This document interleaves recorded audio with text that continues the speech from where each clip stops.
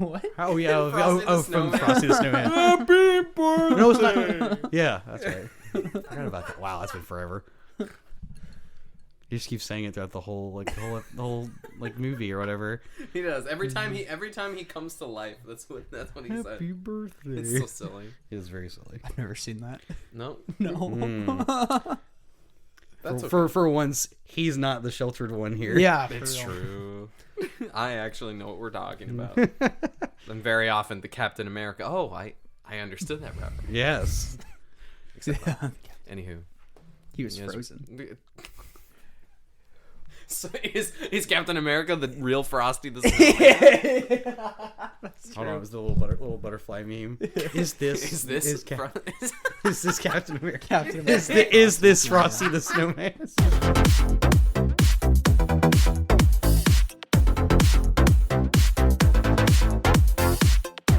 Hello, everybody. Welcome back to Common Grounds Podcast. Happy New Year. I'm your host, Cameron Schindler, joined by my other beautiful host, Thomas Gunn. What's up, man? Happy New Year! Oh, yeah. How we Hey. doing, fam? Oh, we're doing well. You know that.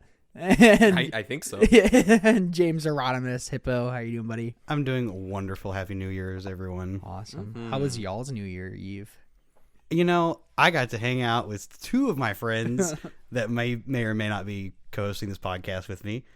We get to do some cube. It was great. What a great way to bring in the year. No way, so did I. More than just the two of us. It just Yes. wasn't us Yes. three cubing. It was fun. We played a few cubes. It was great. We did our friend Anna's artifact cube, and we did your peasant cube.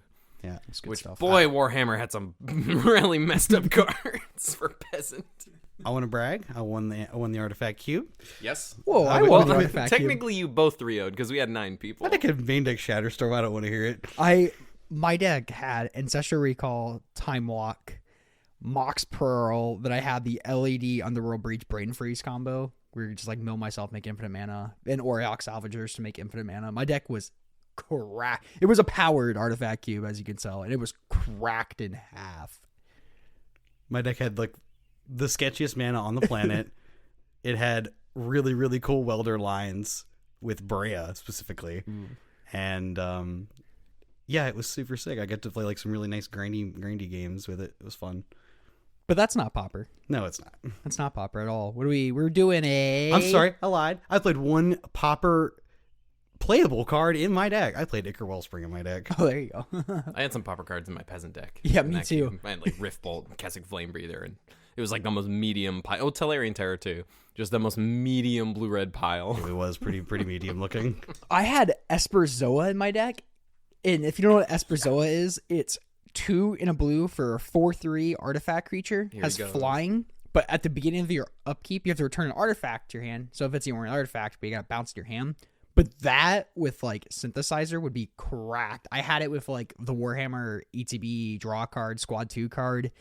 That was sick. I had it with like not Barb Battlefist, but the Thopter version from MH2.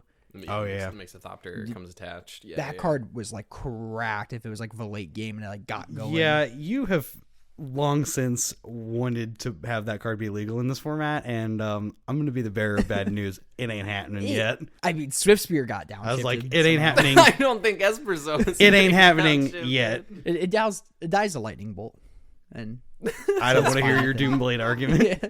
But what's our topic today? Somebody want to All right.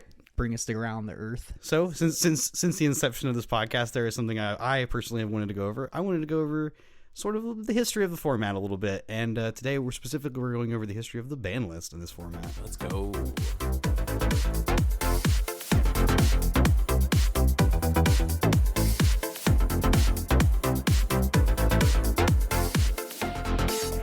So how did like Pauper originate?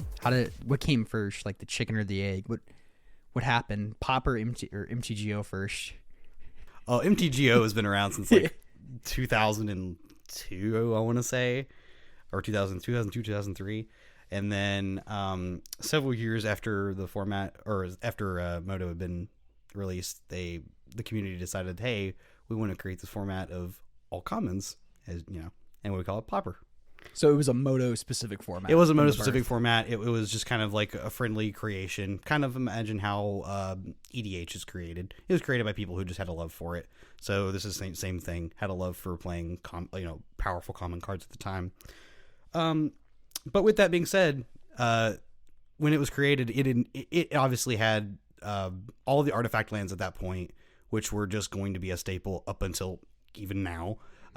So we needed to remove probably the most powerful card in the format at the time, which was Cranial plating. So cranial plating was banned with the creation of Pauper.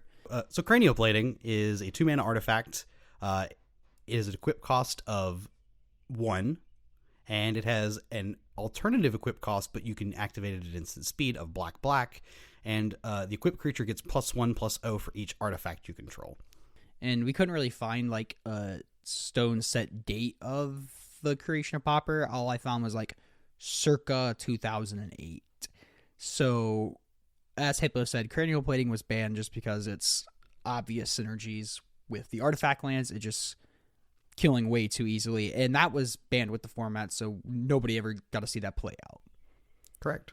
All right, we didn't see another ban for a few years because, again, it takes a long time for this format to kind of get on its feet and be able to run later, but it's got to crawl first. So it took 3 years for another ban to happen, and it looks like the next ban that happened was in 2011, and it was Frantic Search. Were any of you guys playing Pauper at this point? I had not played Pauper yet. I had barely actually just started playing Magic this year. Okay, I was 11, and I was not playing Magic at this point. Yeah, I would have been a freshman in high school, and I hadn't even seen a Magic card yet. Yeah, you don't have to say your age, Gun. No, I was no 2011. I think it was my junior year of high school. I was homeschooled, so I was probably just 16, 17, something like that. So I had not started playing Magic yet. I started playing Magic my freshman year of college. So I was not quite in the game yet. But Frantic Search is definitely a very strong card. As someone who loves drafting the Vintage Cube, as I am not alone in this room here. Correct. Frantic Search is a very powerful card, and the fact that it is at common and available in Pauper at the time, I bet there was a lot of busted stuff you could do with it. Yeah, I mean, it had things to go along with it at the time, like some of the untappers were really cheap that you'll later learn did not make it to stay. But you had things like Snap and Cloud of Fairies and Peregrine Drake and things of that nature. So it was a Storm deck that abused this. And for those that don't know, Frantic Search is 2 and a blue for an instant. Draw 2 cards and discard 2 cards, untap up to 3 lands. And so with the Ravnica bounce lands, that netted mana normally. Correct. Also, this time none of the storm win conditions had been taken care of yet, so it was very easy to just on turn 3 just create a ton of goblins off of like Empty the Warrens, or if you could go all the way, you could go all the way with a Grape Shot. Mr. Gunn, what happened next after Frantic Search? What was hit? We had looks like, according to the history that you've prepared for us, it took another couple of years. Looks maybe like more like 1.5 years till the format got some more attention. We got 3 banned cards in January of 2013, partially due to Storm still being a dominant archetype, and also we have a little flavor of Infect here. So the 2 Storm cards that were banned are very famous Storm cards in many formats. Empty the Warrens, which is 3 and a red for sorcery. It has Storm, so you copy it for as many spells have been cast in that turn, and it makes 2 1/1 red goblin tokens. So you can just make a ton of goblins really, really quickly after you've chained a bunch of spells together. And then Grape Shot is also a red sorcery. It's 1 and a red, and it has Storm, and it's just deal 1 damage to any target. And so that is often your win condition in the Storm decks. And the last one from January of 2013, we have Invigorate, which for those who are not familiar with Legacy, this is a staple card of the Infect deck there, and is still legal there because it's a little less powerful in that format. But what it is a 2 and a green for an instant, and it has an alternative casting cost. It says if you control a forest, you instead may give your opponent 4 life to cast this instead. 3 life, I think. 3 life. You're correct. Mm-hmm. Yes, because I was like, otherwise it would net nothing. Yes, you may give your opponent 3 life, and it gives target creature +4/+4 until end of turn. And so you could, in theory, turn to somebody in Pauper with Invigorate. It was disgusting. It did not need to be around. As someone who has invigorated many a people in the Legacy format, that is not something you should be doing in Pauper. Infect doesn't care that you're getting the life. They're killing you with the 10 poison counters. You could have 6 trillion life. Infect is cool. You're dead still. So yeah. And at this point, mutagenic growth had been in the format for a couple of years. And so multiple free pump spells just made this probably a little bit too oppressive, I imagine. Yeah, a fair amount of the actual pump spells I know at the time that were played in like the modern version of this deck actually were all common as well. So in things like mutagenic growth, ground swell, things of that nature. They were all in this deck as well. Oh, Vines of Acid being probably the biggest one. Yep. Also a common. But at the other decks did see some of those pump spells like the Vines of Acid. I know the mono green stompy decks of old played things like Vines of Acid, but Invigorate being the best one of them because it was a free spell. And if we know anything about in Magic, free spells are insane, and this one did not need to last very long. No, they tend to be pretty good, as we've learned now in 2024. And something I want to add to is, like, looking at this, it seems like cards didn't get banned as frequent. That might just be a Pauper thing, though, or, like, I don't know if it's a Pauper thing or, like, in that era of time kind of thing. There were so few people actually playing the format to really have lots of innovations going on at the time, so there wasn't a ton of data. There wasn't like we have now. We have challenges and stuff like that, and we have like these big in-person tournaments now. We didn't have that back then. Just ban the obvious stuff. Ban stuff that was very obvious because they back in the day they would have. I think you'll remember dailies. Do you remember the daily 5-0s or 4-0s or whatever they were? To some extent, yeah. Yeah, you know what I'm talking about. They had those for Pauper, but with the introduction of leagues, things people tend to play a lot more because they can put it down and come back later. But at the time, you had to sit there for your 3, 4, 5 hours to play these events, and yeah, there weren't a ton of people that wanted to do that at the time for specifically Pauper because it wasn't a super relevant format at the time. So it wasn't too far after that. It was September 2013. We got 2 bans. We got Cloud Post, the first one. Cloud Post is kind of like the predecessor of Tron. Actually, it was after Tron. But anyway, Cloud Post is a land locust type. When it enters the battlefield tapped, and it adds 1 colorless mana to your mana pool for each locust on the battlefield. I've never, ever played a Cloud Post land in my life, but it's like legacy playable, got banned in Modern, got banned in Pauper, obviously. So it just was the format's Tron deck. It just made so much more mana than Tron. So not only did Cloud Post itself add a ton of mana with other Cloud Posts, the other key to this is it also played Glimmer Post, which was another land that kept you alive. So you were kind of essentially getting to play these game life lands that allow you to play against these aggressive decks. So you could go into the long game and then win with your in-game engines, such as at the time you would have had things like Karavik's Torch, Rolling Thunder, Ulamog's Crusher, things of that nature. In the Locust, the Glimmer Post land, it when it enters battlefield, you gain 2 life for each Locust land you have. With that, and then you played stuff like the Cloud of Fairies and stuff to like enter and net you more mana. Like Cloud of Fairies just becomes a ritual, and so we're already starting to see a pattern of Cloud of Fairies and these Storm cards being way too good. Yeah, and so speaking of Storm cards, the other card that got banned at the same time was a card called Temporal Fissure. And I'm going to see if I can remember this one right off the top of my head. It is 4 and a blue sorcery. It says you can, has Storm on it, and you may return target permanent to its owner's hand. I believe that's correct. I'm pretty sure that is correct. I do not have it up. We're waiting. Oh, I can't spell that. Temporal. Return target permanent to its owner's hand. Oh, yeah, it's easy. 4 mana? 5 mana. You said 5? I said 4 and a blue. Nailed it. Boom. Nailed it. Boom. Cool. I've never actually got to cast Temporal Fissure. I did not either. But I do know that bouncing people's permanents, not just their non-land permanents, bouncing their lands to their hand is not nice. So it's an upheaval, but just for your opponent? Yeah. For as many target things as you want for fair. Storm. So you would just return their entire board to their hand. And then you have one-sided. You have Cyclonic Rifted them in Pauper. I can imagine that being incredibly gross. So at this point, there's 7 bans, and 1, 2, 3, 4 of them are because of Storm.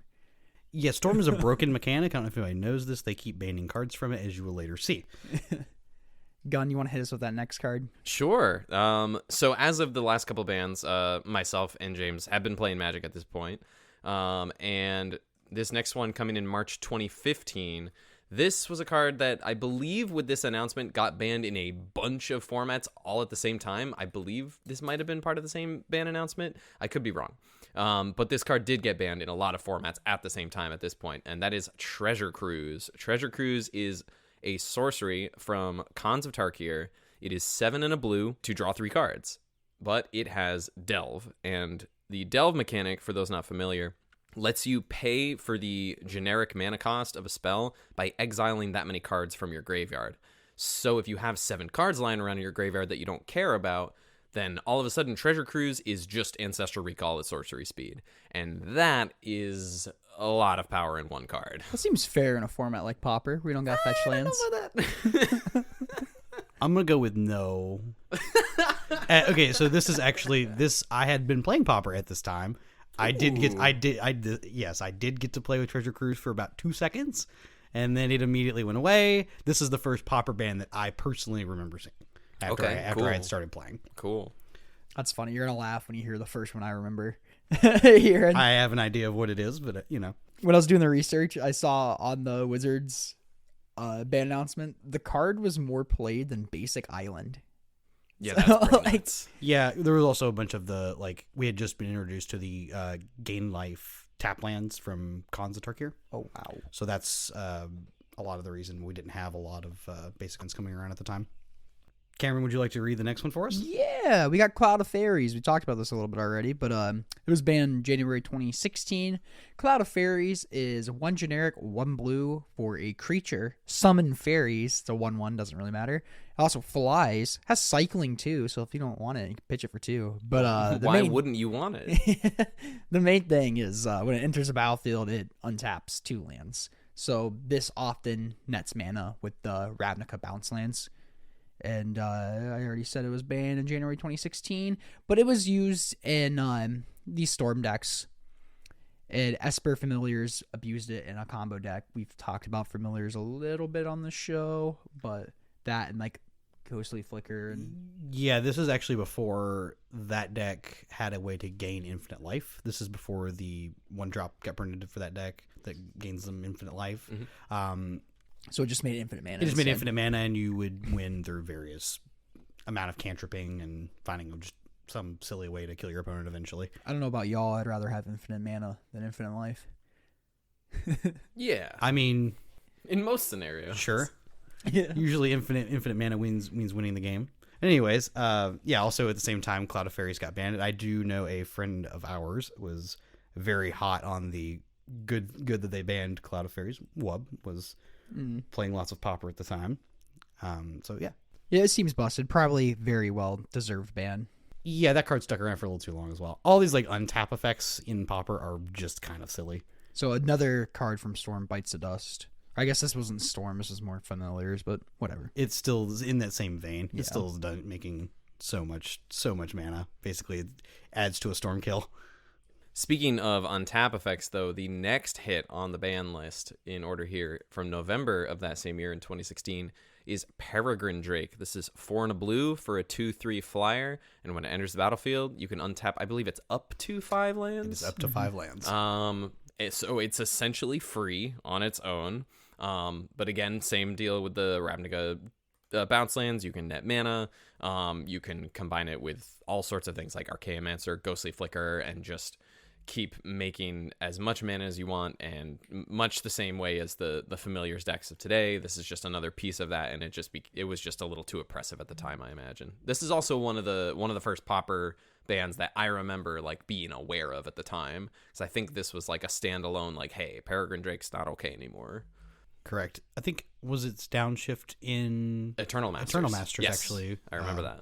I know earlier I said that it was a card you could play at the time of toward the beginning of Pauper. That is not correct, but it had been downshifted in Eternal Masters, which was very cool for the draft format. Not cool for Pauper. I did draft it quite a bit. I also drafted a lot of Peregrine Drake. I did not play Magic. This deck looked really cool though. I looked at the deck list of so it's just an Izzet control deck with this combo finish. It looks really fun to play and pilot and stuff, but maybe one day we'll have to put together some banned Pauper decks and just throw them against each other. It'd be really fun. I like that idea. Yeah, I would be down for that at some point. That'd be fun. Put it behind a paywall on Patreon. I'm kidding. Free media. All right. So we didn't see another Pauper band for 3 years. Ooh, that's a long time. That's a long time. But the card on here that came in May of 2019, man, that card did not need to be there for as long as it did. It is That's insane. that it lasted that long. Well, you also got to think how long it lasted in other formats too. It lasted way too long in literally every format that it was legal in. The only format I believe that card is not like constructed format that card is not completely gone from it is restricted in vintage. In vintage, yes. That is it. Commander. And, Sure. it's constructed format. I'm but, sorry. But yeah. Don't crucify me. The card in question here is the card Gitaxian Probe. You just lost half our audience by dissing Commander. Hope you know that. No, I'm kidding. Okay, I'm sorry. I'll stop interrupting. Cameron. Stop talking. So, yeah, in May 2019, we had a ban of Gitaxian Probe. For those who do not know what Gitaxian Probe is, it is a single Phyrexian blue. And what I mean by Phyrexian blue, I mean that you can pay either 2 life for the replacement of the blue cost of the spell. Or you can still pay the single blue. The spell itself is a sorcery, and it says you may look at target player's hand and draw a card.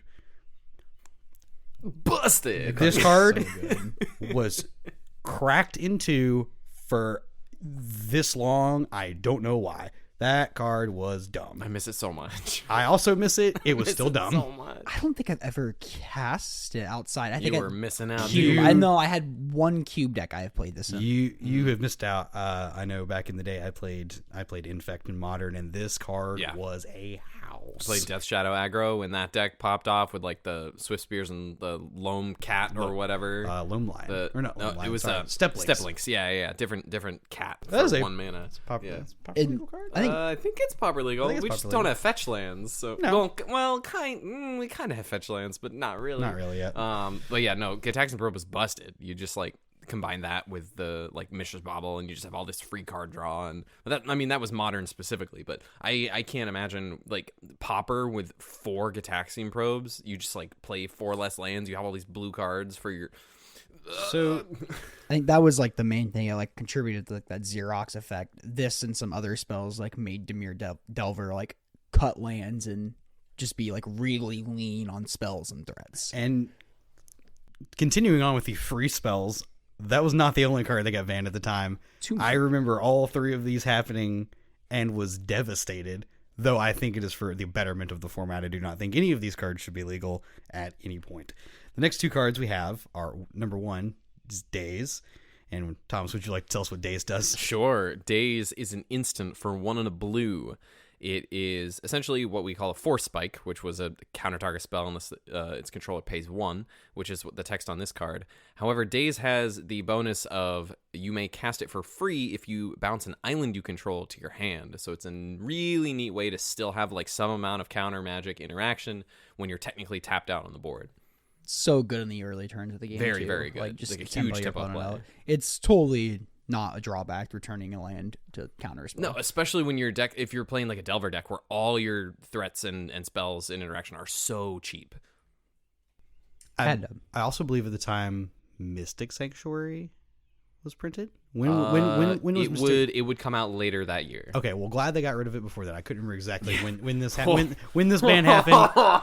Because Daze with Mystic Sanctuary. also not only was Daze a free spell that was banned, our 3rd spell. Oh, real quick, I had Daze in my draft deck. I was pretty sick yesterday. A lot of it not doing anything. But our 3rd spell is I forced you to double counter spell one of my things one time. Worth Great. it. Yeah, it's worth it. You kicked my ass. All right, and probably one of the most loved spells on this entire list is the last one we've got here. Yeah, from we got May of 2019. We got Gush. It's 4 and a blue. It's an instant. You may return 2 islands you control to their owner's hands instead of paying this card's mana cost, and you just draw 2 cards. That's it. 5 mana, draw 2 cards, or 0 with returning 2 islands. I think I'm going to go with the 0. Yeah. So this got played in the Delver deck of a time as well. Yes. I believe that was the only deck that really played it because it was the only deck that playing islands. Storm didn't play this. Storm wasn't a deck. Oh, Storm. really? No, Storm wasn't a deck again until I believe like a real deck until Chatterstorm got printed. And Gush is like one of those cards that's like really innocuous how like powerful it is. Like, who's the person who like wrote like a book on just Gush? I was going to mention that, yeah. So that is a vintage aficionado and old school gamer, Stephen Menendian, wrote a book on the card Gush. It's an entire book. That's a good Jeopardy question. Yeah. They need to put on there. But it's good to see these 3 cards go. Like they're 3 free mana cards that just like, I don't know, like the format. That's not what Pauper's about. Right. But I think they're kind of making a statement. It's like, hey, we don't want like these super Xeroxy efficient, you can tap out and stuff interaction deck. Right. It is a legacy light, not Exactly. legacy. Exactly. That's exactly what I was going to say. Legacy light, but we don't need this stuff here. Mm-hmm. I was like, even Gush wasn't legal in Legacy at the time. Wow. So Gush has not been legal in Legacy for forever. So June 27th, 2019, a big change for Pauper. Wizards of the Coast announced in an article that Pauper is now a recognized official Magic format. So that means like we can do sanctioned play. Pauper Effinims. Let's go. Pauper GPs. That didn't really come true except for once apparently. Yeah, we had like it was a PTQ one time, I believe. I would love to dive into that at some point. But yeah, That would be really cool. yeah. So with this came the unity of paper and digital Pauper. So at the time, Pauper was just any common printed on a Moto set. So not just not paper. So like Moto didn't have like Legends or 4th edition. So there was no like blue elemental, red elemental blast, stuff like that. Ashnod's Altar. So over 400 cards got added on this, which is awesome. But there were 3 preemptive bans. I'll let one of you take one of those. I've talked too much. Well, I just want to say real quick, like the fact that this happened in mid 2019 feels so recent to me.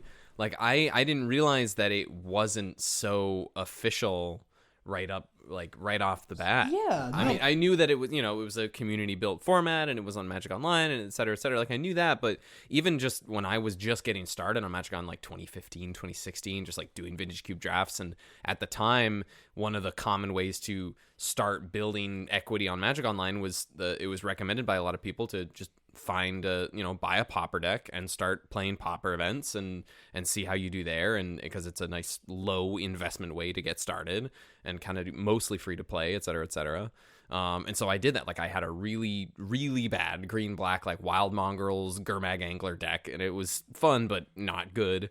But like that was just like a thing that you could do, and I honestly didn't realize until Cameron, you were doing the research for this and we started talking about this, that the merging of the official sanctioned nature of Pauper didn't happen until this recently. Like that's wild. And I'm playing Magic at this point. I'm terrible at this point. I think I'm just like we're all pretty terrible. Yeah, Magic still, in the yeah. grand scheme of things.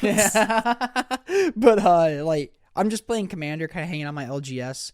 I have not played Pauper yet. I think at this point, y'all were playing Pauper, right? So how did you guys? You said you interacted with Moto with the game. I'm sure you played on Moto as well. Did I you think guys James play was playing more than I was at this time. So I was playing.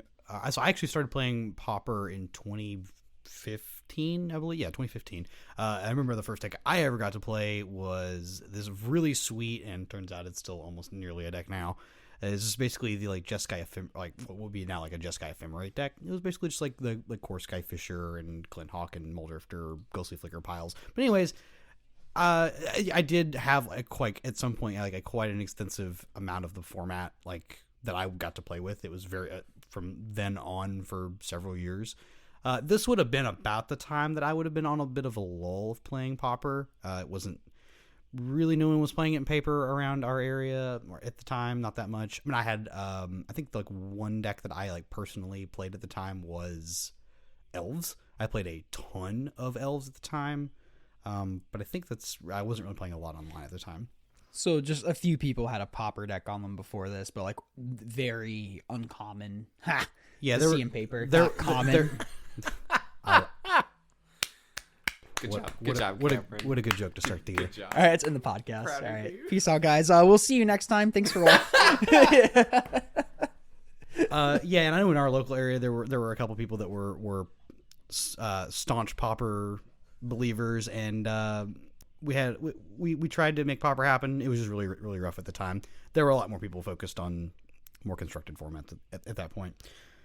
But with that being said, the first 3 cards they have preemptively banned as soon as they announced the entire legality of all cards ever printed at Common.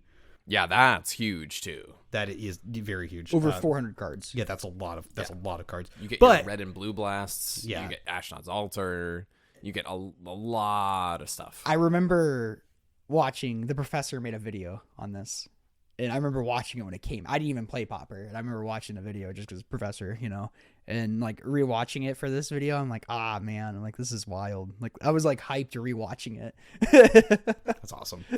So okay, we'll finally talk about the three preemptive bans. What were they? We can't really overstate how big of a deal that actually makes, even now, of the format, getting things like the blasts and Ashnod's Altar, so on and so forth.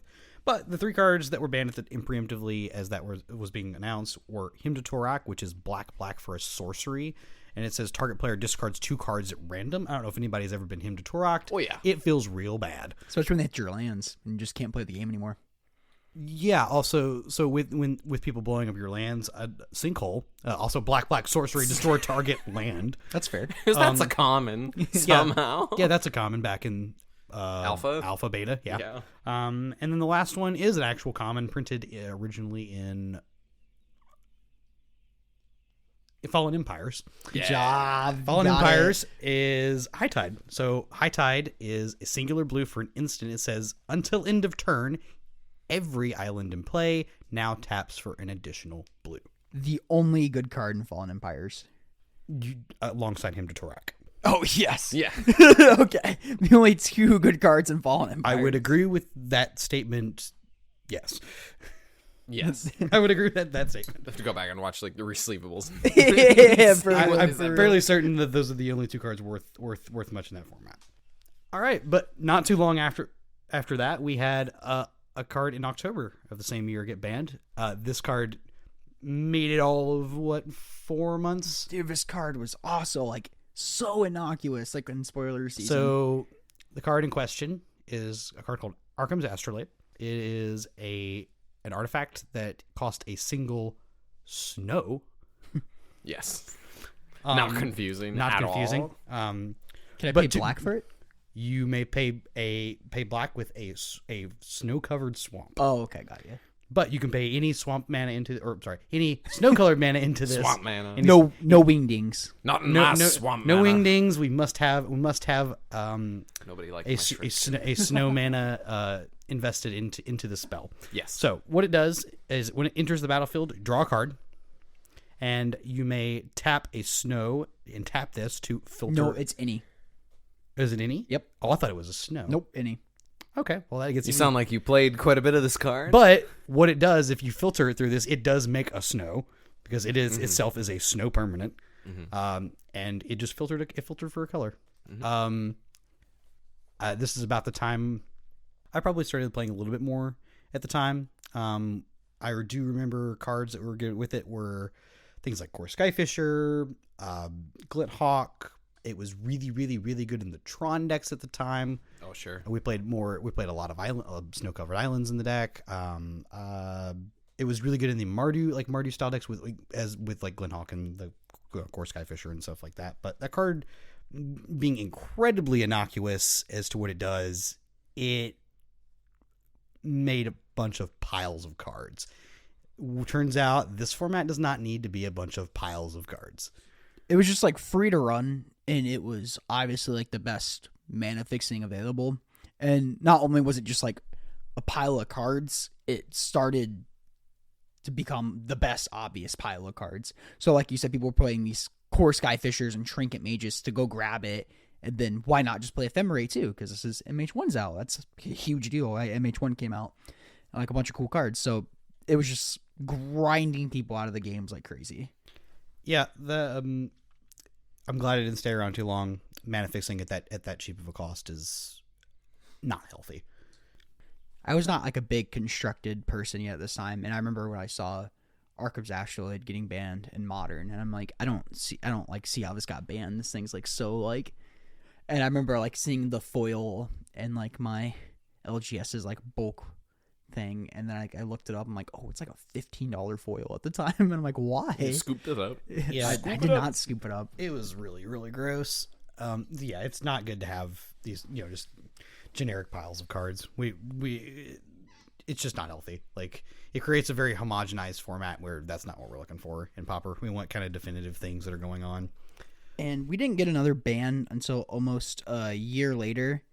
It was July 2020. We got 2 bans. The first one was Expedition Map. Expedition Map is a artifact played in Tron, so it's 1 mana for an artifact. You can pay to sacrifice it and search your library for a land card, reveal it, and put it in your hand. Then shuffle your library, or shuffle, as they say nowadays. And it was played in Tron. You grabbed your Tron lands. Classic. Tron was just on top of the meta after they nerfed these blue Delver decks we saw back from like Gitaxian Pro. So what happened after the dust settled was Tron was on top. It wasn't like crazy good, but they just wanted to like punch it in the head a little bit. I will say at the time, because I do remember this, it was definitely the best deck in the format by a considerable amount. Like even the dinky Corpse Sky Fisher style decks couldn't keep up with it. There wasn't like a really good like red deck at the time. You did have like a burn deck, but it wasn't quite fast enough yet. So the Tron decks were just kind of almost unbeatable at that point. It was very, very strong. It continued to like put up challenge results like every single weekend. It was very, very, very strong. And God, what was the other card that was banned this time? So the other card we have here from July 2020 is a card we've mentioned a few times. It is Mystic Sanctuary. This is a common land from Throne of Eldraine. From Throne of Eldraine. I was like, Wild's Throne? No, this is the first one. This is Throne. It is a land island, so it is an island type. So, thankfully, this was not printed until after Days got banned. Thank God. When it enters the battlefield tapped unless you control 3 or more other islands, just like all the other common lands in this cycle for their respective land types. And when Mystic Sanctuary enters the battlefield untapped, so if you have those 3 other islands, it enters untapped, you get this trigger. You may put target instant or sorcery card from your graveyard on top of your library. This is a huge value play. In other constructed formats, this was being played in combination with things like Cryptic Command. So you'd bounce the Sanctuary, replay it, get the Cryptic Command back. And there are similar allegories to that in Pauper, where you could just loop a bunch of spells over and over again and have these repetitive board states, these lock prison style control setups that you would put together and just kind of lock your opponents out of the game. It makes top decking a land not bad at all. Exactly. I didn't play much of this cards. You guys remember the impact of this at all? In this format or just in general? In general. This card was broken into. I was one of the Cryptic Command gamers in Modern. Mm-hmm. I played this into the ground until they banned it. It was also, at the same time, Uro was legal in Modern, but yeah, so it was very broken there. I've also played with it in Legacy. It is incredibly good there. Getting to put Brainstorms back on top of your deck, very good, obviously. It is also legal in Vintage, I believe, still. And Pioneer. But there's really no way to break it. Real good. There's I guess you can do a combo with Spelunking now, but it's very convoluted and weird. That'd be kind of cool. So in Vintage, it does say little play, but there are so few actual lands that are played in that format that you have to be very specific with your deck building there for it to be very good. But putting Ancestrals and Time Walks back on top of your deck is still good. But in the Pauper format, yeah, it was really good to have the ability to I think at the time the deck to play with this was something along the lines of Mystical Teachings, I believe. Okay. Feel free to tell us in the comments if we're wrong, but yes, I believe at the time it was Mystical Teachings was like one of the popular decks to play, and being able to even put Mystical Teachings back on top of your deck just to essentially Demonic Tutor was incredibly good every turn. Yeah, it didn't really need to be there. It does not create a fun pattern of play. No. Next we had Fall from Favor, which was banned in January 2021. Fall from Favor is a weird one. So it is 2 generic and a blue. Enchant creature. Oh, it's an enchantment. Aura. Enchant creature. When fall from Aver enters the battlefield, tap enchanted creature and you become the monarch. And the enchanted creature doesn't untap during its controller's untap step unless that player is the monarch. And the monarch just says, it's kind of like an emblem. And if you are the monarch at the beginning of your end step, draw a card. So it's just really good for control decks to get card advantage. It's almost akin to like Pauper's version of Planeswalkers. I would almost say it's like their incremental value. It's kind of like a weird draw, but this was just like way too good of a rate for getting the monarch into play. Exactly. Not only did it put the monarch into play, it protected the monarch itself. Right. It pushed aggro out. Yeah, I do remember this being a very quick one that happened. This was not very long that this was available in the format. They learned very, very fast. This was not going to be something that players needed to have around to experience and be to do with. It was not very fun. No, turns out monarch cards, or now initiative cards, that get to invalidate your opponent taking the monarch or initiative back, turns out those are a little too good, and we should be very careful about the legality of these cards. Multiplayer cards tend to be very, very good in Pauper. And this card is like, I never even started out in my peasant cube. Like, it's never been in my peasant cube. No, mine either. No, I'm glad it hasn't, because I would have been a staunch believer that card should not be there. Like, I've heard, like, it wasn't, like, hard to, like, see. Like, I saw online, people were just like, yeah, this card's, like, insanely busted. Like, just not fun to play against either. It's not fun to, all right, you get your creature tapped down, they kill your next creature, and for the rest of the game, they just have... They're up a card every turn. Yeah. They will forever have a removal spell in their hand for whatever other creature happens to hit the battlefield, and they'll eventually kill you with something. Easy money. This card was not okay by any stretch of the imagination. You want to take us to the next one, Hips? Yeah. So we have two coming in in September of 2021. I remember this one. Vividly. I also vividly remember these. We have Chatterstorm, which is 1 and a green for a sorcery, and it says create a 1/1 squirrel, and it has storm.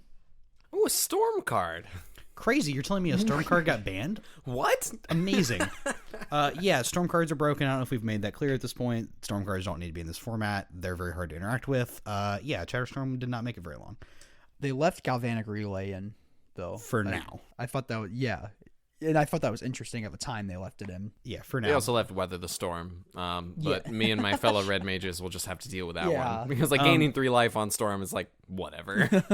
Yeah, the storm cards that don't say I win the game on them are fine, Right. I believe to be that the case. Well, in a certain matchup, Weather the Storm does say Win I the win game. the game. God, how Essentially, but it does not kill your opponent. How pissed would you be if you like sat down, you're playing mono red at the locals, and someone plays a storm deck and their payoff was Weather Storm. It's like storm count 15, they cast Weather Storm and pass to you. Like nothing. And I would like to gain 48 life. Well, it's just like cool. see, if that's their whole thing, then we can grind back from that. That's but true, that's true. they probably have other stuff going on, so it's not So, gonna look good. the other card also banned at the same time was a card called Sojourner's Companion. This has the affinity for artifacts mechanic, and it also costs 7 itself. But it also had artifact land cycling for 2. But it is basically just Mirror Enforcer attached with the land cycling attached. because it's a to it. 4/4 Yeah, it's also 4. It's just literally just the same card, except it has artifact land cycling attached to it. better Mirror Enforcer. It is strictly better Mirror Enforcer. And its creature type's more relevant too, as Salamander. Agreed. I think way it's cooler. Way cooler. I will agree with that. Yeah. So speaking of repetitive, Salamander tribal win. So they decided that Affinity's still too strong.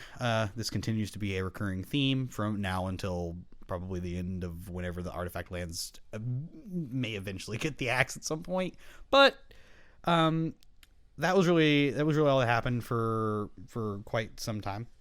I thought it was interesting when I reading the Wizards article at the time. They mentioned that Affinity didn't really have like a great win rate against like the other top tier decks in the meta, but it was like super consistent. But I had a great win rate against like the tier 2 decks, so people didn't get to play like their fun brews without getting stomped by Affinity. Yeah, at the time we still had not seen what we will later be mentioning as like Atog and Disciple of the Vault bans. And those were mentioned in the article. Like they were like, we're still going to keep these in because it's like their identity, such as. But our next ban. So I was playing Pauper. I don't remember the Chatterstorm. So Have you moved to Nashville at this point? Nope, I am still in Not South yet. Dakota. Okay. And so I started playing Pauper. I don't remember this ban. I don't remember like thinking anything of this ban. I might have been playing a little bit at this point. But this next one is the first ban I remember completely. And it was Atog, Bonderman's Ornament, and Prophetic Prism. And these all got banned on January 22nd. And this is the first January ban. 2022. Oh, thank you. But this was the first ban after the Pauper format panel was created with like Gavin Verhey and Emma Partlow and other great people. So Atog, let's read off Atog first. Atog is... I have played a lot of Atog. So You played it last night in your cube, in did. your trophy cube list. I did. So I also played Affinity at this point. Mm-hmm. Affinity was just a way more of an aggressive deck than it is, or what we would imagine now Affinity looking like. Sure. So at the time, you had the beautiful combination of Atog, and Atog is 1 in red for a 1/2 Atog that says you sacrifice an artifact to give it +2/+2. To end turn. Until end of turn. Simple. Simple as that, and you would tend to combine it with the card Fling, which is 1 in a red instant. You may sacrifice a creature in addition to casting this card, and it deals damage to any target equal to the sacrificed creature's power. So you essentially had a 1/2 punch of just dumbing them for their entire life total. And especially with Disciple of Vault too. Like these decks play Disciple of Vault, and that was the other... At the time, Affinity did not play Disciple of the Vault as a win condition. It tended to play at the time more of the aggressive slant of Carapace Forger, and still played Galvanic Blast. It tended at the time. The version I built had it. I disagree. played the more 5-color like aggro version where it did not play Disciple as a win condition. Okay. Agree to disagree, but anyway, I never got to play this deck because it got banned after I got it. Yeah, this deck was... How Atog made it so far, I do not understand. But along with it, we also saw Bonder's Ornament. And Bonder's Ornament is a 3-mana artifact. It taps for a mana, and then you can pay 4, tap it, and each player who controls a permanent named Bonder's Ornament draws a card. This was a card that was played in Tron. It was really, really, really good in Tron. Oh, yeah. Because it fixed your mana and drew you cards. Yeah, they kept having to ban cards from Tron. It was a problem. Tron and Storm, man. Tron and Storm and Affinity have been the staunch lightning rods of the Pauper format. Why is it every time there's trouble, it's one of you 3? Yeah, for the most part, yeah, that tends to be the case. Well, it makes sense because you have a format full of artifact lands where like that is kind of one of the core identities of Pauper. And so of course the Affinity decks are going to be powerful to an extent just on that being a basis. So you have to be careful with the cards you allow or choose to ban and so forth. And then Storm, as we've gone through this list, of course, is just busted after busted after busted. Like, oh my god, why is this still busted? We finally keep nuking that. And then in Tron, like we have the Tron lands. So if you're not careful and you print something like this, like Bonder's Ornament, where you can just play it off of one Ursa's Tower and then draw a bunch of cards over the course of a couple of turns, like it's gonna spiral out of control pretty quickly. So it makes sense that these have been like the pillars. This and like the Delver decks have been like the pillars of the format throughout, at least from what I'm hearing from our discussion and like going through this list. It seems like those have been like the true pillars of the format. So it makes sense, and it makes sense why, because all of these support pieces are here. We have Delver, we have the artifact lands, we have the Tron lands, etc., etc. And so it's cool to see that they're willing to really hone in on like, okay, what are we actually going to allow? What do we actually want this format to be? And I think it's a really the Pauper format panel especially is a really emblematic piece of wanting to include the community voice in discussions about a specific format like this, and I just, I got to give props to them. We're going to talk about more of their work a little bit further down this list as we wrap up, and already have and already have, yeah. And as we wrap this up, but it's really, really cool that we, as Pauper players and people who follow the Pauper format, that we have a group of people who care so much about this format that are willing to be so transparent about the process and release these 15-minute long videos explaining how they came to their decisions and what they're thinking about next. And like the other formats just don't get that level of attention. So like we are way more spoiled than I think a lot of Pauper players will admit on first glance. And it's kind of funny too, like doing the research for this episode, most of the articles were like a paragraph, 2 paragraphs max of like what got banned. I think like the one where the three blue spells got banned, that was the longest one, but this article was huge. I don't remember, it might not even this one or one of the other ones that didn't even have an article, but it was just a link to like the 20-minute video, and I'm like, sick. And I'm like, this is great. But you kept saying artifact lands, but we got more artifact lands in this set. MH2 was released, so it's like that really bumped up Affinity, and I thought it was really interesting. Affinity was twice as popular as the next popular deck, and similar to like the Swiftspear ban, like they're talking about how sideboards played for Dust to Dust, and like all the sideboards were congealed, and that put a restraint in the format that people had to pack their sideboards with Dust to Dust and Glamours and stuff. And with all the artifact talk happening, the last card that also got banned at the time was a card called Prophetic Prism. So Prophetic Prism, 2 colorless for an artifact. When Prophetic Prism enters the battlefield, draw a card, and you may pay 1 and tap it to filter a color. Don't we have a better version of this now? It costs more mana, but it does it indefinitely for the turn. Oh, okay. It doesn't tap. It does not tap. Oh, okay, gotcha. The card you're talking about is Energy Refractor. So kind of like potato. Yeah. So this is just a single use for the turn, but it is cheaper. Prophetic Prism costs 2 mana to do it, but it does it without tapping the artifact. It just pay 2 to filter it. And Wizards' explanation on this article, not Wizards, the PFP explanation of this article was basically said Tron had like a very high win rate, like high was in caps.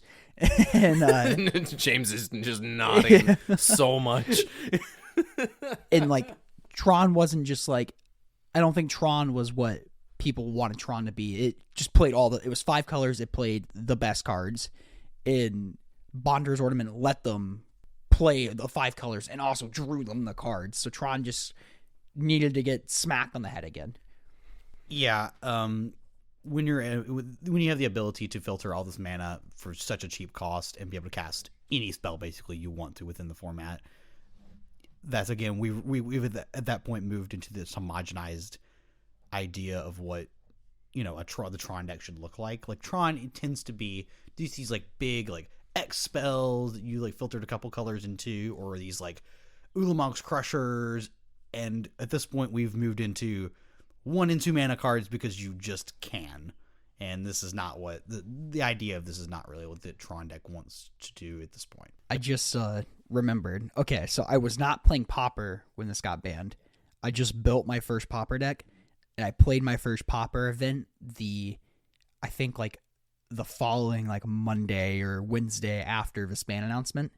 And that was my first ever Pauper tournament. I had Dimir Fairies built, and there was 4 of us. Someone was playing the Affinity deck without Atog because they just built it and it got banned, and they haven't got to play it yet. Then someone was playing Boggles, and I can't remember what that 4th person was playing. It's gone. Mono Red? We'll say Mono Red. It's been so long. So that was my first Pauper event ever. So I thought that was cute. Well, it did not take very long after that ban announcement for another one to happen within the span of 2 months. In March of 2022, we had Galvanic Relay. Shocked Pikachu face. We got rid of a Storm card, and along with another Affinity card in Disciple of the Vault. So what Galvanic Relay is 2 in a red for a sorcery, and it says until your next turn. No, your next turn. You can't play it the turn. Oh, you can't play it. Okay, I'm sorry. Yes. On your next turn, you may play the cards exiled off the top of your library with Storm. Like exile a card off the top of your library. Yeah. You may play it. You may play it. Next turn, you can play it. You can play it. Storm. Yeah. And then Disciple of the Vault the last like true like Pauper or affinity card that has seen a ban is a single black for a 1/1, and it says whenever I believe any player sacrifices an artifact, drain for 1. So not just sacrifice, whatever it's put into the graveyard. Yep. Yeah, and you can drain them for 1. Even worse. This is the last like real storm and affinity ban that happened in this format. And it kind of killed the combo aspect of the format and for those 2 decks specifically. It's kind of funny. Even like the storm card wasn't a win condition. Like it didn't kill the opponent, but it just gave you the cards you needed to. And it was a Rakdos storm deck, which is really interesting. Yeah, it was like the Cabal Ritual, Dark Ritual style storm decks. That's cool. This would have been something I'm sure a Bryant Cook would have been a very large reason that it got banned. If I had to guess, it abused one of our favorite cards, Synthesizer, because Neo happened at this. This is crazy because it's just like I feel like we're just in a time machine right now. Like I can't believe we're in Neo already, and Neo seems like it feels like it just came out last weekend to me. Well, to you. Yeah. Well, yeah. Like not okay, I shouldn't say last weekend. Maybe 6 months ago. It does feel way more recent than it actually was at this point. I mean, like it's the first day of 2024 and like what? That set's almost 2 years old. Yeah, like wild. What? Yeah, it set's almost 2. Like when we did our recap last episode, like I'm like, oh, I can't wait to talk about Neo or like Kamigawa. And I'm like, oh wait, no.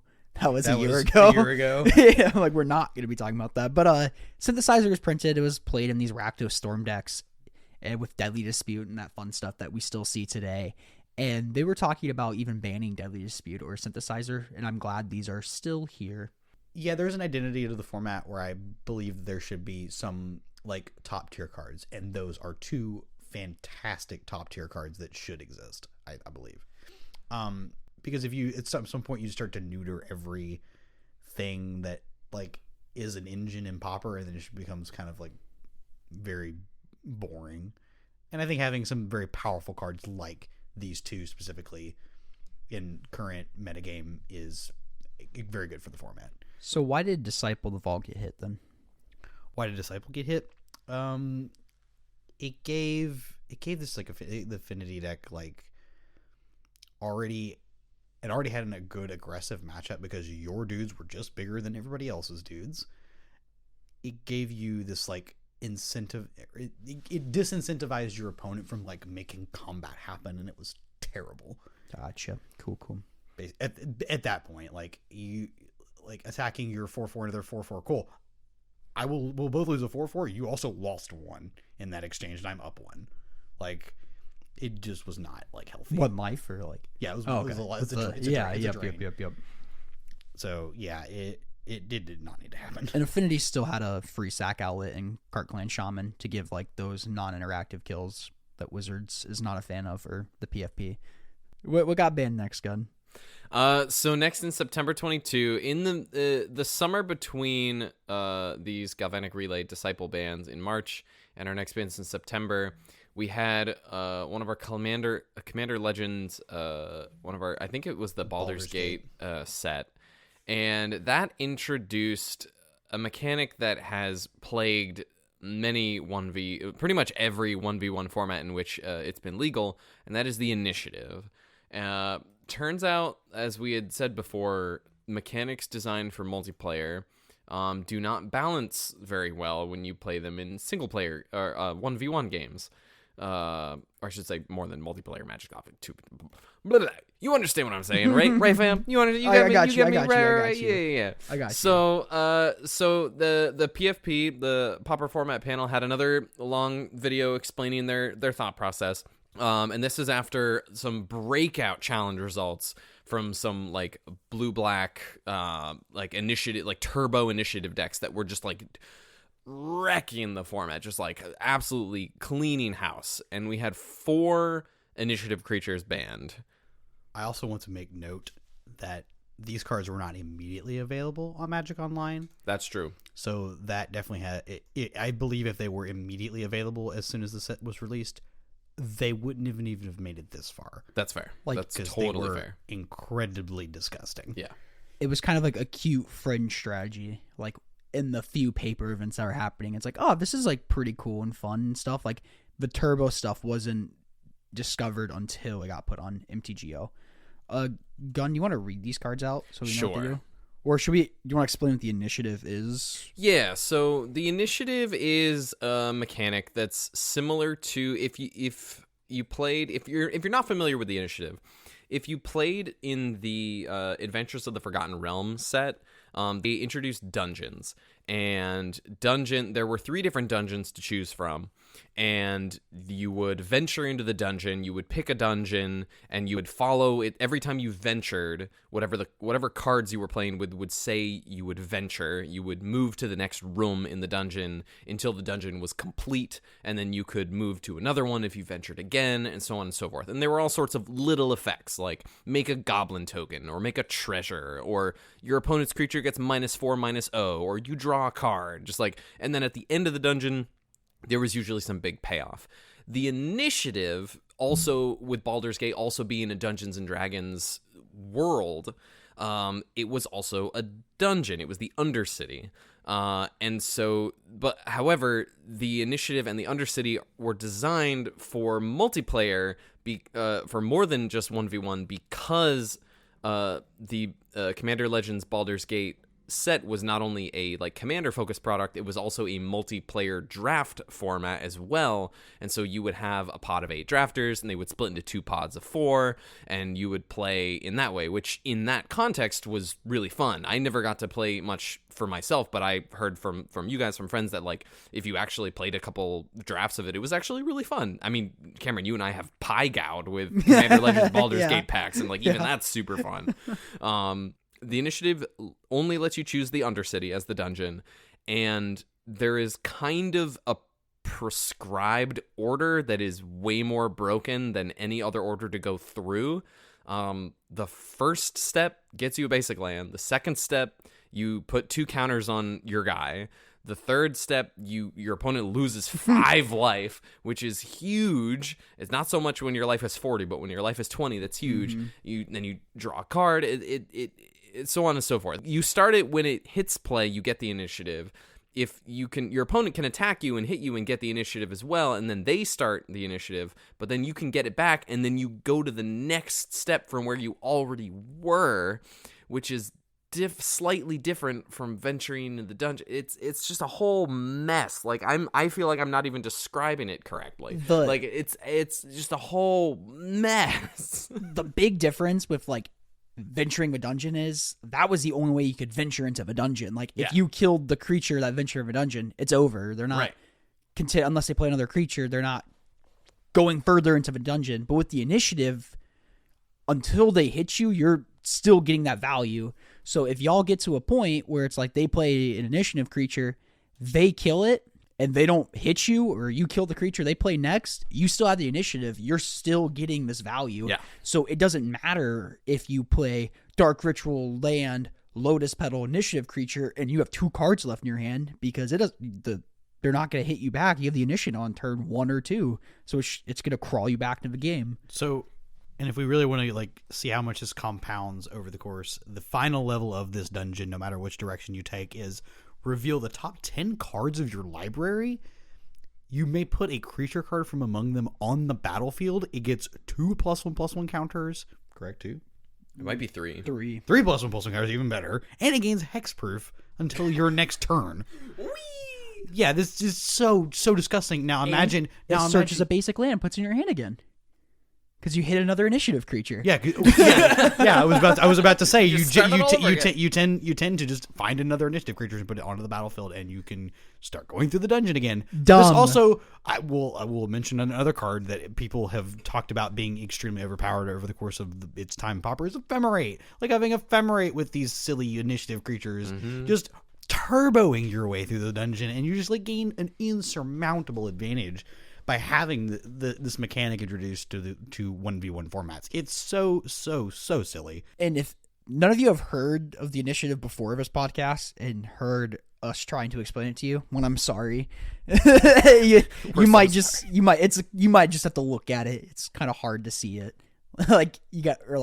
Hear it. You have to see it to kind of understand it. It's one of those things I remember going to the Baldur's Gate draft, and like someone had to explain the initiative to me like 4 times, and like you really have to see it in game before you can kind of like, oh, okay, it's like Monarch, but also a dungeon. Okay, that's weird. Yeah, this is superior to Monarch in basically every facet. It triggers like, on your upkeep. So silly. Yeah.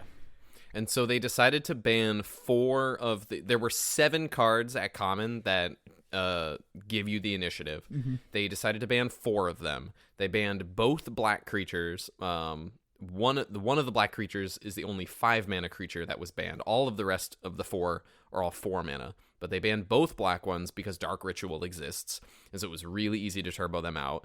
And then the other ones are a blue one and a red one. They're both 4 mana. The Aarakocra Sneak and the Stirring Bard. Because it still has to do with Dark Ritual. You can still Dark Ritual plus Lotus Petals. Exactly. In a turn 1 initiative Boom, creature. boom. The red one's not even good. It's a 0/4 Right. defender. It can't even get the initiative back, but just the fact that it costs 4 mana and Yeah. can block, it's just like, nah, we ain't playing with that. Yeah. So they left a 5 mana. They left 2 5 mana creatures. Or is the Goliath Paladin 6 mana? Nope, 5. No, it's 5. Okay. They're yeah, at yeah. 5. So there's a white and a green creature that are both 5 mana. They left those because they wanted to leave some of it in the format. And those creatures have been generally okay. Yeah. If not, the initiative's busted, but they've been generally okay. And then also they left the Trailblazer's Torch, which is a 4 mana artifact that gives you the initiative, which you can also turbo into, and it can be very strong. But it being just an artifact is not gonna. It can't put pressure on your opponent. It's not gonna on its own like keep the initiative. You can't put 2 counters on the artifact with the Yes, initiative. right, Yeah, I right. think that's a big deal, honestly, which is wild. I like Avenging Hunter. I think green is very underpowered in Pauper, so I think it's cool that green gets this effect. And I'm not going to say white's underpowered in Pauper. I think white's great, but I think Goliath Paladin is fair quotes magic card. I do want to note that I don't know if anybody who's listened to this podcast enough noticed that Cameron and I really enjoy this Golgari Gardens deck. Oh yeah. Oh no way! Really? It turns out the only card that's in the main deck that's green is dun dun dun Avenging Hunter. Yeah, Avenging Hunter is broken. It's really, really good. It's really good. And yeah, Goliath Paladin is a 4 and a white for a 3/6 with Vigilance and enters. You gain the initiative. Yep. Yeah, it's totally fine. It is better to be paired with the Ephemerate package. That's where it tends to shine a little bit more. Better than having just a pile of removal spells like the Guardians deck does. Even I noticed with the Goliath Paladin, the vigilance over like evasion, like trample or flying.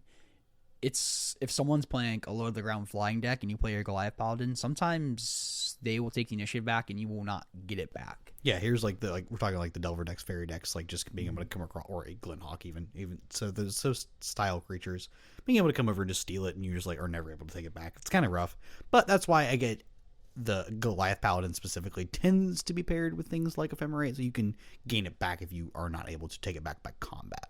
And in like not similar fashion, but a different fashion, like Garden's way of keeping it is like I'm okay with 1-for-1ing all your stuff, and then once we're kind of low on resources, I'm gonna slam this 5/4 that gives me the initiative. I'm gonna start creeping away with this game, and if you get it back, hopefully my trampler can get it back, or my triple menace creature can get it back, or something like that. Or just finding another one yourself because your deck draws a ton of cards. Mm-hmm. So we didn't see another one until I believe Mr. Gunn got something ripped away from him. She's gone. No, we've been over it though. We've been over it. It's okay. In December of 2023, Monster Swiftspear got the axe. The red decks were really good. We talked it ad nauseum on the episode. We talked ad nauseum about the Swiftspear ban on a previous episode, so we won't bang too hard on that one. But worth talking about just overall.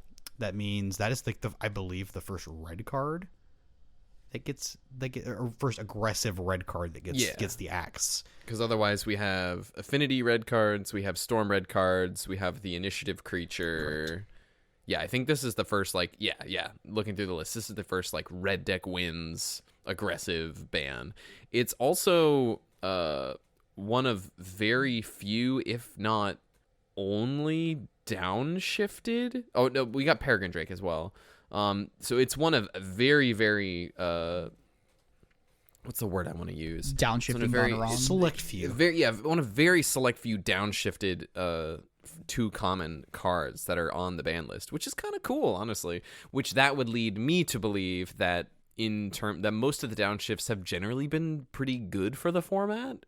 If those have been, for what I can tell, the only two that have really been needed to get the ban. So, like, looking at this ban list, do you think everything on here, like, sometimes over time stuff is like, oh, maybe this is safe to unban? Do you think everything is still like, nah, let's keep this on the ban list? Oh, we never mentioned Expedition Map. It got unbanned March 2022. Oh, okay. So I guess besides Expedition Map, do you think anything is like, maybe this should come off the ban list? I think this is safe. Some of us were having a conversation last night about days. I don't want to get dazed. I don't either. Oh, I talked to the person who mentioned this being an option to have unbanned.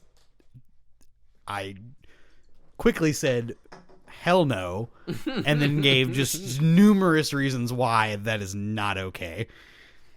Prophetic Prism, I think, is probably the safest card. Yeah, I think Prophetic Prism is totally fine now. Yeah. Because you also have the Energy Refractor.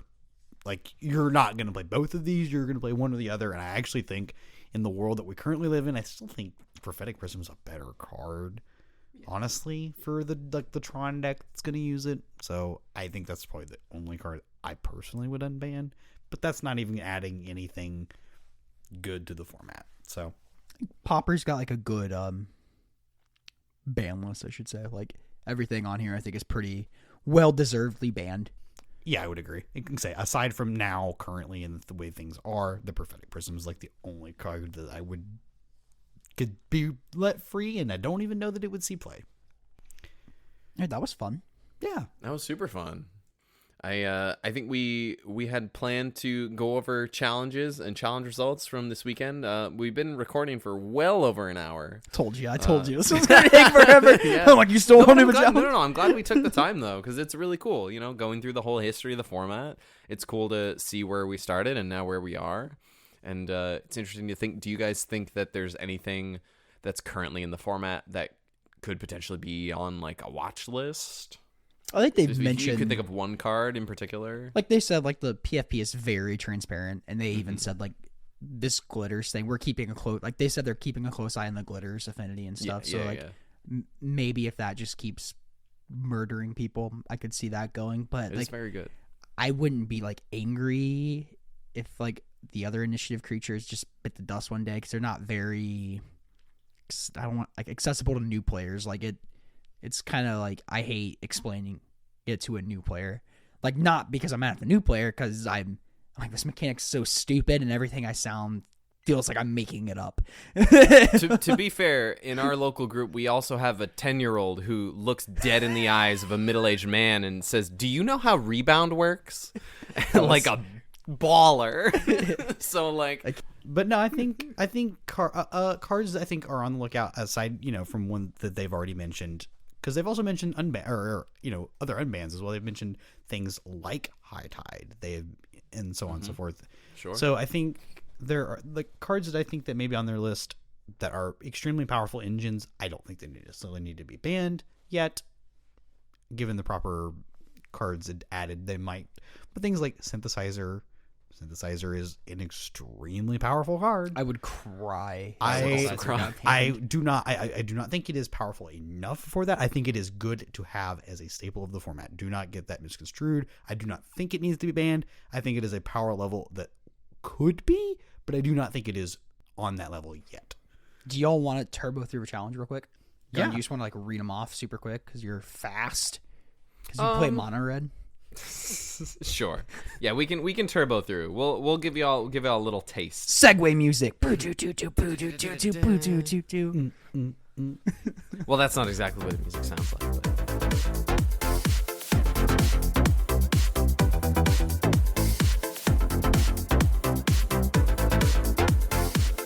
But... All right, real quick. It's top 8 of this challenge.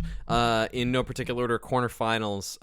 In 8th place, we have on Golgari Gardens, we have House of Mana MTG. I believe this is Abe Corrigan, a pro level player who recently got drafted by Wizards of the Coast to join. And hopefully did Play not get fired. No, I don't believe so. In 7th place, we have a Boros Gates deck by Yahakara. In 6th place, Mogged with a Dimir Terror List. In 5th place, from Bicho Digia, excuse me, that's probably an Italian name that I'm absolutely, or Spanish name that I'm totally butchering, on Blue Black Fairies. In 4th place, on White Weenie, we have By Discovern. This looks like a... looks like we are on... Yeah, this is a Battle Screech deck. This is a mono white Battle Screech, go wide, core Skyfisher, all sorts of that good stuff. So in 3rd place, we have the traditional Gates deck from Bruxayo. Mm-hmm. In 2nd place, we have what is now, I guess, the boogeyman of the format is the Azorius Affinity deck. This is full Jeskai. Oh, we are full Jeskai. Yeah. Okay, cool. In fact, I wanted to chat about this. We'll mention the 1st place list, and then I wanted to briefly chat about this list. I do know why you want to talk about this. Yeah. This is the Jeskai Glitters deck. And we'll move back to it in just a second. And then in 1st place we have just another Gates deck, Call Gates. Just another Gates deck, Call Gates deck. It's very good. You should play it once at least if you haven't yet. Piloted by Carrot_Eater. Oh yes, good for Carrot you. Eater. Good job, congrats, Carrot Eater. Eat your Good carrots. for your eyeballs. I bet he can see in the dark. It is, yeah, you can see so well now. And he's slightly orange. If you eat enough carrots, your skin will turn slightly orange. But you have to eat a lot of carrots, which Carrot Eater might do. We have no idea. Anyways, so moving back to this 2nd place Jeskai Affinity deck, I think Mr. Gunn wants to go over some interesting card decisions that were made in this deck. Yeah, so they're on Nothraven Inspectors, and they are on 4 copies total between. It's a 2-2 split of Reckless Impulse and Ren's Resolve, which are the 1 in a red sorcery. You flip 2 cards off the top of your library into exile. Until the end of your next turn, you can play them. So, or land, spells, whatever, you get access to them. I think this is a really cool innovation. I've been playing around with different like the glitters synthesizer style decks on Magic Online in the last couple of weeks, just like looking ahead to our upcoming Pauper event in a couple of weeks on my birthday weekend. We're gonna have so much fun. Most of us are gonna have fun playing Pauper. Yeah, I gotta play Legacy for money, unfortunately. Oh no, you have to play a Legacy Championship. That's all right. We'll all be in the same room and we'll all go cube after anyway, so it'll all be fine. But I really, really like this because I think alongside the only blue cards they're playing are the 4 Thoughtcast as per usual in the what looks to be like the stock-ish builds of this list now since Paupergeddon. They're still on the 4 Thoughtcast, but having these extra impulse draw effects just helps you churn through your deck. It helps you find everything. Your Frogmites and Mirror Enforcers are going to be either very cheap or 0 mana so much of the time that flipping them off of these impulse effects is really not a big deal. It's a super sweet addition to the deck. It's definitely something that I'm going to look into in my testing as I look ahead to our tournament in a couple weeks. I really, really like this innovation. I think it's really cool. Just pure feel. Like this deck is just like churning through cards now. Oh yeah. Super cool. Yeah. That's kind of the main thing I wanted to talk about there from the list. I guess we'll take a quick peek at Abe Corrigan's Golgari Gardens list. Looks like nothing too out of there. We got a full 4 Defiles. Back on a couple Spinning Darkness. We got the Tithing Blades. This is all pretty stock now. Yeah. This is basically just a stock 75 of this deck. Excellent. I wanted to point out on this Boros Gates deck too, it's pretty similar to the Mono White Reni's deck. It's just splashing red for the lightning bolts and chain lightnings and 3 Bitter Reunions. Bitter Reunion. That it plays the 4 Basilisk Gates and stuff for the pump gates. Actually, there's a really, really cool card here. It has a 2nd set of Squadron Hawks. Do you want to know what it is? Yeah, I see Legion that. Conquistador. Oh my goodness. Wow. This is actually a really, really cool list. Wow. The Great Sword of Tyr is the one of Fun of One of. Oh, that's also It's pretty pretty sick. cool too. Like the 2-mana equipment, whenever equipped a creature attacks, put a +1/+1 counter on it. and tap up the one target creature defending player controls. This isn't my peasant cube, but I see this. I'm just like, I don't know how like people don't play this in Pauper. I drafted it. Yeah, this card's sick. That's great. Right? Yeah, And you kill people. I was playing for a trophy one time in your queue with that card in my deck. It was pretty sick. That card's sick. No, this deck looks really sweet. The innovator to this deck knew how to have fun. This looks like a really sweet list. I am curious as to how they got down this road, honestly, but like I'm glad they did because it looks really, really cool.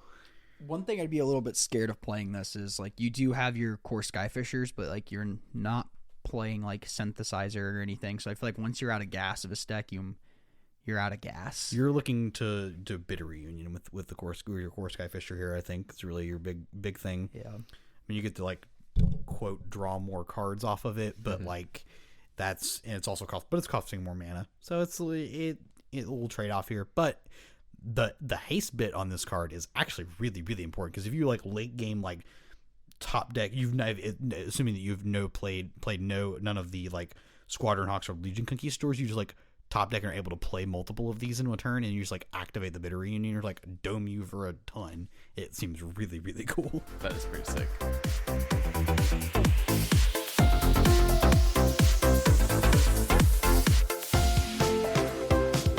Is that a wrap, fellows? Is that our first episode of 2024? I believe this is the first episode. It is. Wrapped up. We did it. Woohoo! Any other housekeeping before we sign off? I got one thing. If you have any questions for us, I made a email. It is commongroundmtgpod@gmail.com. So email us any questions if you want to ask us that. It'll also be in the show notes. So Hell yeah. That'll be cool. If you have, hopefully one day we can do like a cool mailbag episode.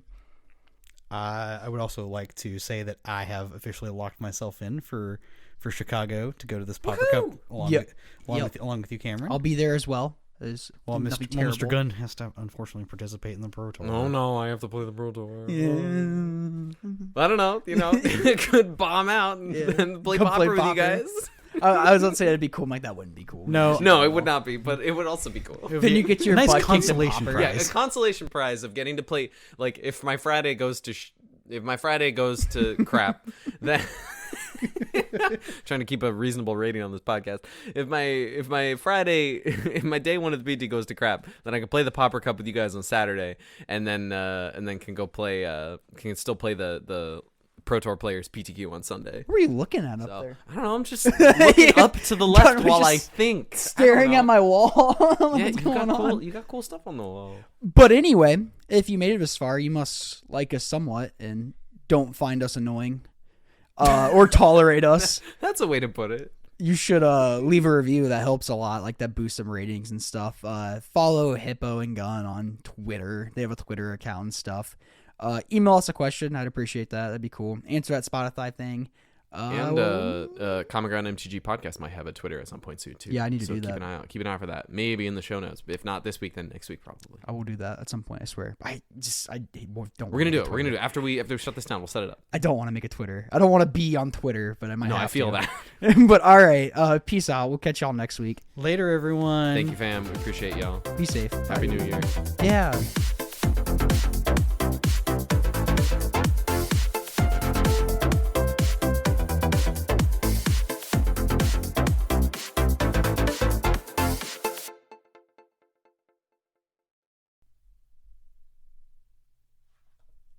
Nobody talks again. Done. Everybody just packs up and leaves. We just don't speak again.